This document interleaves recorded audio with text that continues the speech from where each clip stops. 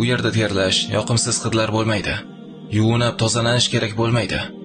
Hech kim qaramaydi, hech kim charchamaydi. U yerda yomon so'zlar bo'lmaydi. Hech kim u yerda ishlash kerak bo'lmaydi. Hech nima uchun to'lov qilish kerak bo'lmaydi. Jannat bu siz dunyoda tasavvur qilishingiz mumkin bo'lgan har narsa. Siz istagan har bir narsa u yerda sizga faqat oliy sifatda beriladi. Hamma abadiy yashaydi va u yerda faqat xotirjam suhbatlar bo'ladi va jannat eshiklari ochiladi va jannat ahli jannat eshiklari tomon katta guruh bo'lib, to'p-to'p bo'lib borishadi. So'ng jannat darvozalari butunlay ochiladi va ushbu darvoza qo'riqchilari ulardan o'tayotganlarga qaradi.